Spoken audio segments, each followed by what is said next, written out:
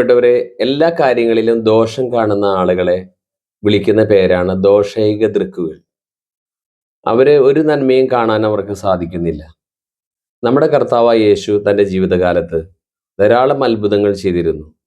തളർവാദക്കാരെ സുഖമാക്കി, കുഷ്ഠരോഗികൾക്ക് ശുദ്ധി വരുത്തി, പനി ബാധിച്ച പത്രോസിന്റെ അമ്മായിമ്മയെ സൗഖ്യമാക്കി. ഇങ്ങനെ നിരവധി പ്രശ്നങ്ങളിൽ കർത്താവ് ഇടപെടുന്നതും രോഗികളായിട്ടുള്ളവരെ സൗഖ്യപ്പെടുത്തുന്നതും ഒക്കെ നമുക്ക് സുവിശേഷങ്ങളിൽ കാണാൻ സാധിക്കും. മർക്കോസിന്റെ സുവിശേഷം 2-ാമത്തെ അധ്യായത്തിൽ തളർവാദക്കാരനായ ഒരു മനുഷ്യൻ സുഖം പ്രാപിക്കുന്നതിനെ കുറിച്ച് വിവരിക്കുന്നുണ്ട്. മർക്കോസിന്റെ സുവിശേഷം 2-ാമത്തെ അധ്യായത്തിൽ നമ്മുടെ കർത്താവ് കഫർനാമിൽ ഉണ്ട് എന്ന് മനസ്സിലാക്കി, വീട്ടിലുണ്ടെന്ന് മനസ്സിലാക്കിയപ്പോൾ അവിടെ ധാരാളം ആളുകൾ യേശുവിനെ കാണാനും യേശുവിൽ നിന്ന് പ്രബോധനം കേൾക്കുവാനും സൗഖ്യം പ്രാപിക്കുവാനുമായി അവിടെ വന്നു.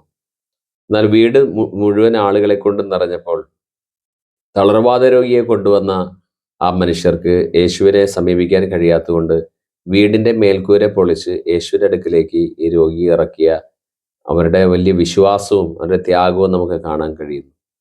യേശുക്രിസ്തു അദ്ദേഹത്തിന്റെ രോഗം, തളർവാദത്തിന്റെ ആ രോഗിയുടെ പാപങ്ങളാണ് ആദ്യം ക്ഷമിക്കുന്നത്. അദ്ദേഹത്തിന് പാപമോചനം നൽകി, അതിനുശേഷം അദ്ദേഹത്തിന് രോഗശാന്തി നൽകി. ആ പാപമോചനം കിട്ടിയ മനുഷ്യന്, അത്ഭുത രോഗശാന്തി കിട്ടിയ മനുഷ്യൻ എത്ര സന്തോഷമായി കാണും. എത്ര കാലങ്ങളായി അദ്ദേഹം തളർന്നു കിടക്കുന്നു. അദ്ദേഹത്തിന് രോഗത്തിൽ നിന്ന് വിമുക്തി കിട്ടി, അദ്ദേഹത്തിന് നടന്നു പോകാൻ പറ്റി.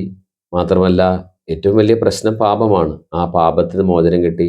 എത്ര സന്തോഷവാനായിരുന്നു അദ്ദേഹം. ആ സന്തോഷത്തോടു കൂടിയായിരിക്കും വീട്ടിലേക്ക് പോയത്. അദ്ദേഹത്തിന് വിവാഹിതനാണെങ്കിൽ അദ്ദേഹത്തിൻ്റെ ഭാര്യ, അദ്ദേഹത്തിന് മക്കളുണ്ടെങ്കിൽ മക്കൾ എത്ര സന്തോഷിച്ച് കാണും. അദ്ദേഹത്തിൻ്റെ വീടിനടുത്തുള്ള എല്ലാവരും എത്രയോ സന്തോഷവാന്മാരായി കാണും. പാവ മനുഷ്യൻ തളർന്നു പോയതാണ്. എന്നാൽ കർത്താവ് യേശു അദ്ദേഹത്തെ സുഖപ്പെടുത്തിയല്ലോ. ഈ സന്തോഷത്താൽ എല്ലാവരും നിറഞ്ഞു. ആ കൊണ്ടുവന്ന ആളുകൾക്ക് എന്തുമാത്രം സന്തോഷമായി കാണും. അവർ നിമിത്തം യേശുവിൻ്റെ അടുക്കിലേക്ക് അദ്ദേഹത്തെ എത്തിക്കാൻ കഴിഞ്ഞു.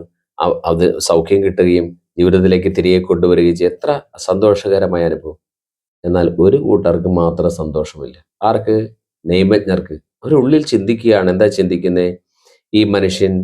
ഈ മനുഷ്യർക്ക് പാപമോചനം നൽകാൻ കഴിയുമോ? ദൈവത്തിനല്ലേ പാപത്തിന്റെ മോചനം നൽകാൻ കഴിയൂ? അങ്ങനെ യേശുവിലെ കുറ്റം ആരോപിക്കുന്നു. ഇത്ര വലിയ നന്മ കണ്ടിട്ട് ആ നന്മ കാണാൻ അവർക്ക് കഴിയുന്നില്ല. അവർ അന്ധരായിപ്പോയി. അവർ ദോഷം മാത്രം കാണുന്നു.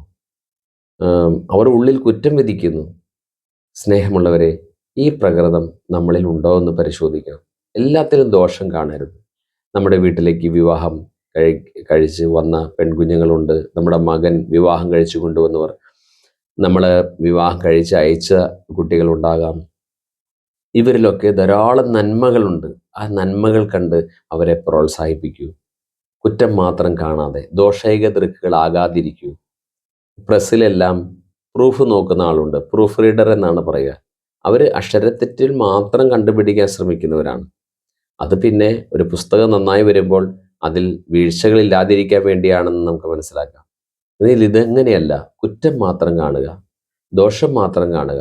പ്രിയപ്പെട്ടവരെ, ഇന്നത്തെ ദിവസം നാം കാണുന്ന എല്ലാവരിലും നന്മ കാണുവാൻ, കർത്താവെ, ആ നന്മ കണ്ട് അങ്ങയെ മഹത്വപ്പെടുത്തുവാൻ എന്നെ സഹായിക്കണമേ.